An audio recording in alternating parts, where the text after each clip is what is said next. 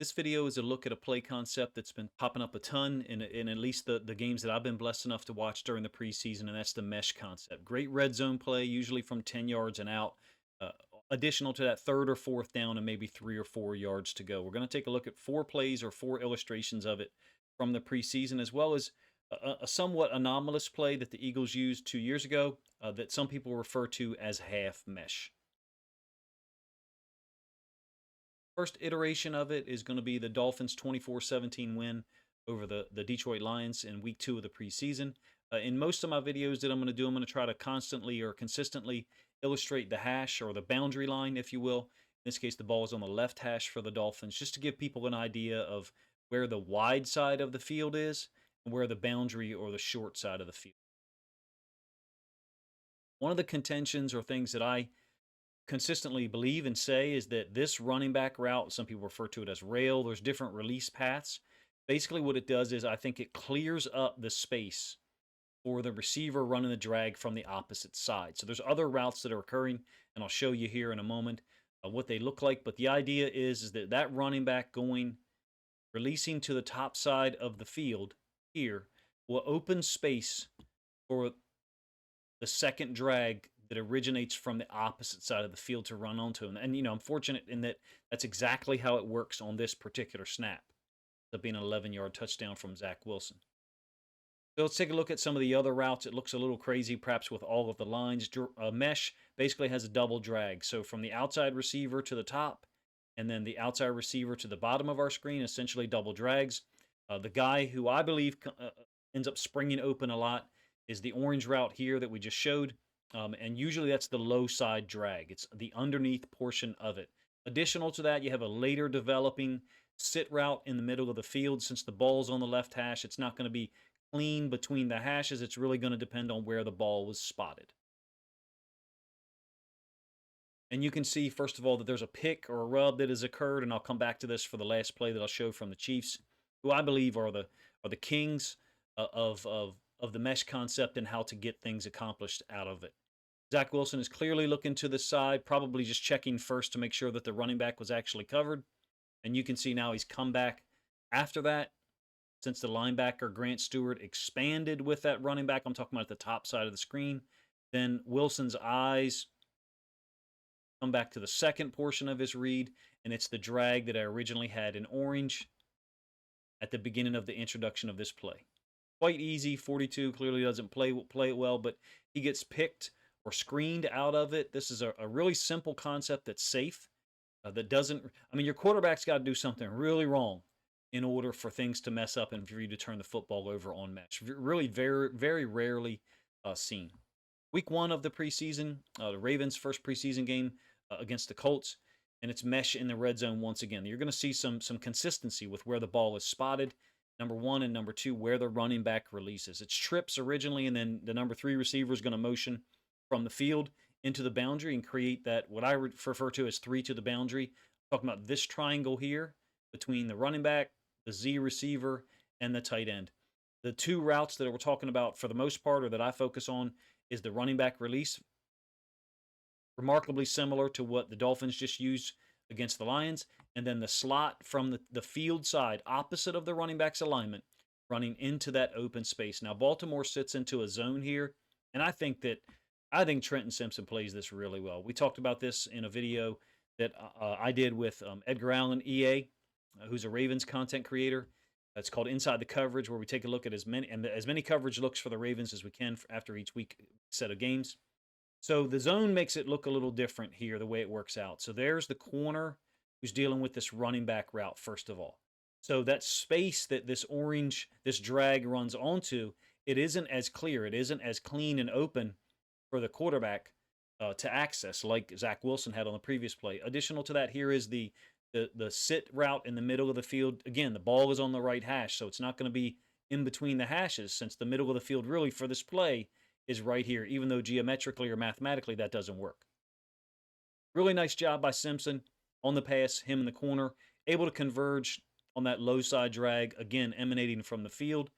And it's a really nice job of defending mesh, if you ask me, really using the boundary side space against the offense, flipping the dynamic, if you will, down inside the red zone. Very next snap, this shows you how much confidence some teams have in it. The Colts running mesh, and the Ravens switched their coverage. It ends up being a pick or a rub that turns into an offensive pass interference on the offense. So here's the route that produces the touchdown briefly before the penalty. Run through it one more time, kind of slow. There's a pick, rub, screen, whatever you want to call it, occurring in the middle of the field. But this one matches up completely with the Detroit Lions' inability to defend mesh on the first snap that first play that I showed you. There is Trenton Simpson, this time in man on the running back, and that clears out this space for number 16 Doolin to run onto. Easy touchdown for Jones in that open slot. Now let's take a look at the routes and the way that it works out. Once again, you got the double drag, but the difference here is the inside tight end, the number 2 tight end, he's going to set a screen or a pick essentially near the right hash, the middle of the formation or middle of the field, for the Colts. 3 into the boundary once again, and the Ravens, as I said, have eschewed their zone choice, and they've played man. How do we know that? When the running back releases to the boundary, you get Trenton Simpson matching that, and that just opens up that space into the boundary. It's not Trenton Simpson's fault. It's really nice design. Unfortunately for the Colts, they get called for the offensive pass interference. Rightfully so, in my opinion. You can see right here, my apologies, right there is where the pick has occurred in the middle of the field, and the Ravens have no answer because of the coverage that they're in. Jones gets this ball out quickly.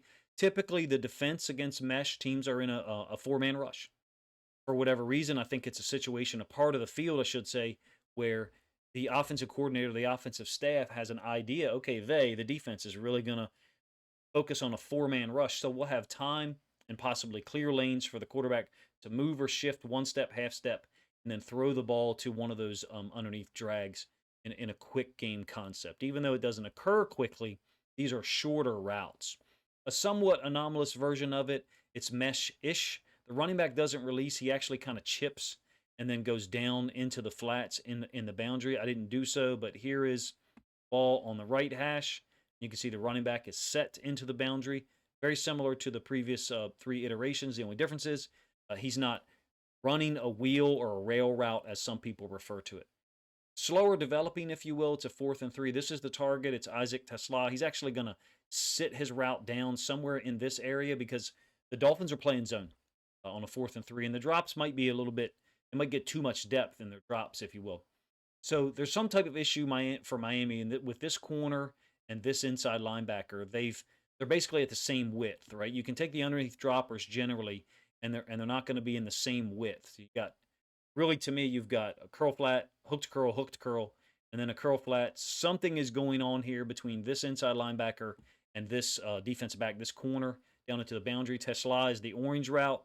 Going to sit it down for Kyle Allen, make himself available, convert a 4th and 3. It's a great play in the red zone, as I talked about in the lead-in, and also in this type of down and distance. Something safe.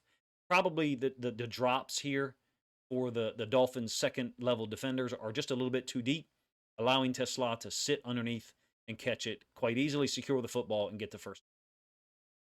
Normally, you would have an underneath drag from the slot receiver or someone who's lined up tight to the tackle. This is a little, when I said this was somewhat anomalous, it's because of the alignment of this tight end / fullback running the second drag from the top side of the field.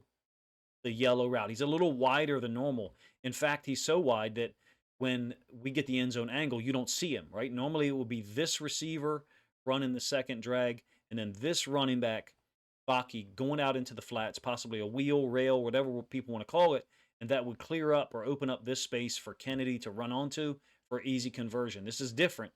It's a little bit slower developing because of the width of number 40, the fullback / tight end, whose route is illustrated by this yellow line. He'll sit it down near the right hash, and Tesla sits his route down near the left hash, just inside of it.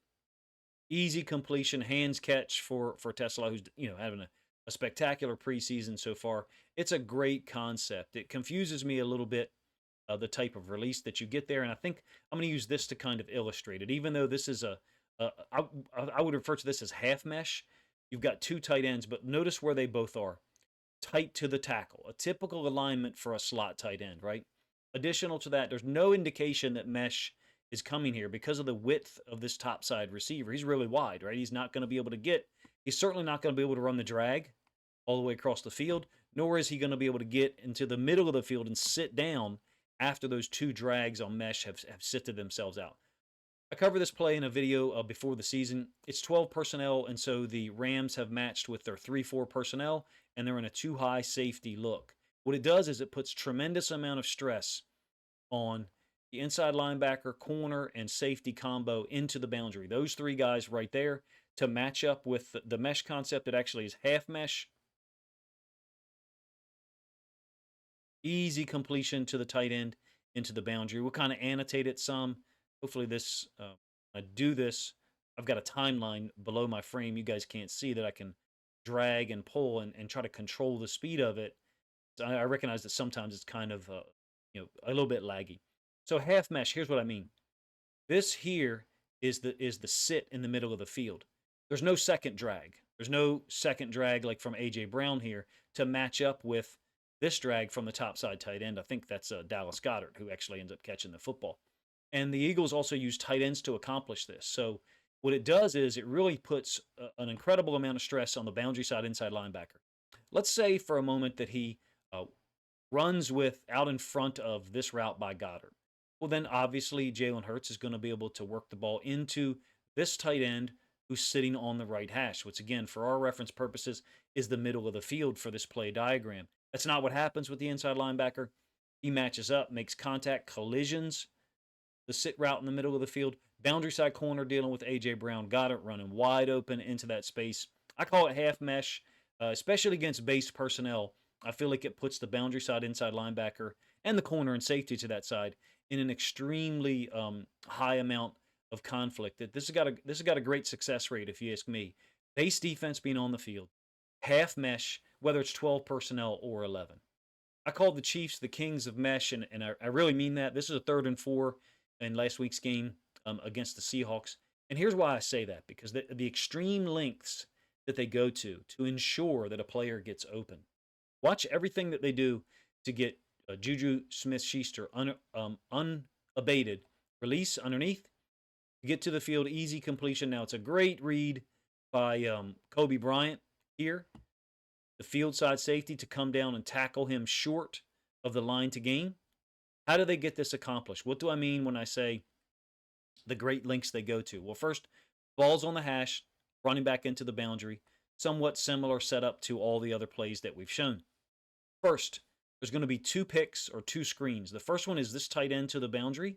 He's going to step outside of the edge defender, and then he's going to try to get vertical as quickly as possible. I don't mean vertical to run a route.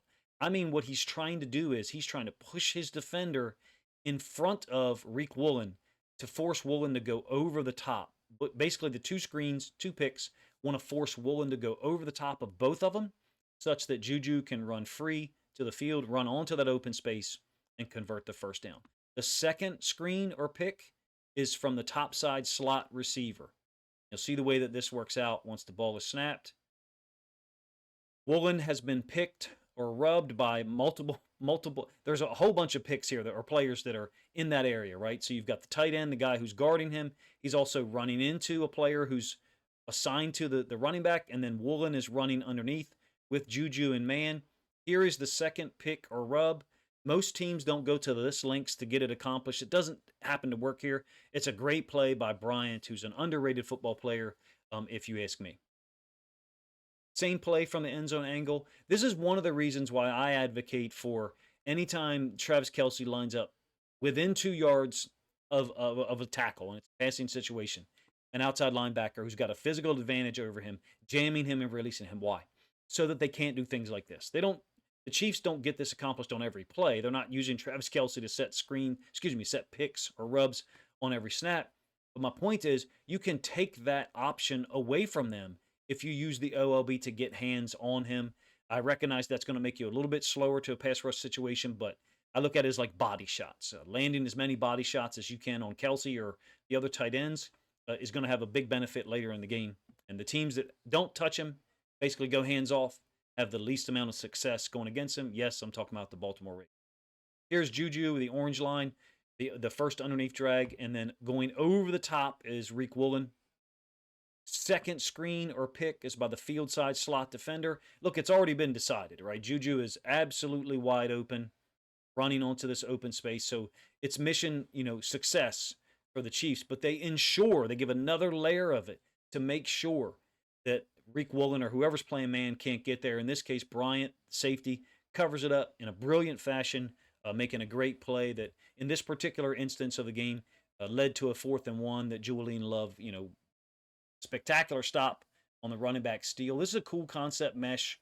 I both hate it and love it at the same time. It's relatively low risk. Quarterback can't fail in some ways, especially when you see the links that teams like the Chiefs will go to in the preseason. A ton of usage in the red zone, as you've seen here, or 3rd and 4th down. If you guys like conceptual videos, please let me know in the comment section. I'll have another one of these coming out, hopefully later on this evening, Tuesday night, as I record this.